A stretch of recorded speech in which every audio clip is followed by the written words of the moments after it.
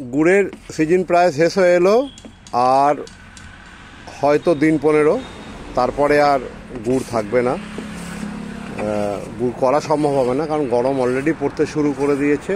এখানে আজকে দেখুন এখানে পিওর গুড় তৈরি হচ্ছে। আমাদের গুড়ের বিশেষত্ব হচ্ছে কি যে আমরা কোনো কিছু ভেজাল মেশাই না।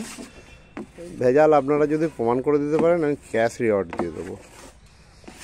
আর এখানে দেখতে পাচ্ছেন সামান গুড় তৈরি করছে ভবিষ্যৎ প্রজন্মের শিউলি। এখানে দাঁড়িয়ে আছে সুলতান, ও এখন দক্ষ শিউলি, কাছে নেই, দূরে গেছে সেলিম।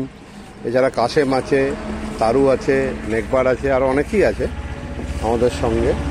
এই আজকে আপনাদেরকে সরাসরি গুড়, এবং এখানে দেখুন গুড় ঢালা হবে, যেখানে হলো এখন সব পাটালি তৈরি হচ্ছে।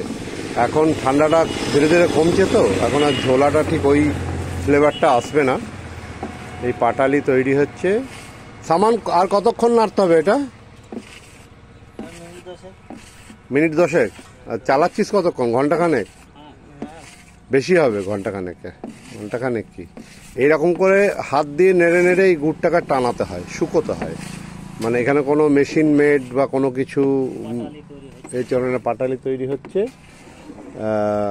যাক, আমরা এখানে লোকাল বাংলা এটাকে বলি নবাত বলতাম আমরা, এখন তো সবাই পাটালি বলে। হ্যাঁ, পাটালি বলে। হ্যাঁ, তো এইটাই দেখুন। আর সামনেবারে যদি আপনাদের মনে হয় আমাদের বাগানে এসে গুড় গাছ কাটা দেখবেন, গুড় তৈরি করা দেখবেন, একদম আরামসে করতে পারেন, আমাদের সঙ্গে যোগাযোগ করতে পারেন। এরাই থাকে সবসময়তে বাগানে, এদের সঙ্গে যোগাযোগ করলে পরেও হবে। ধন্যবাদ।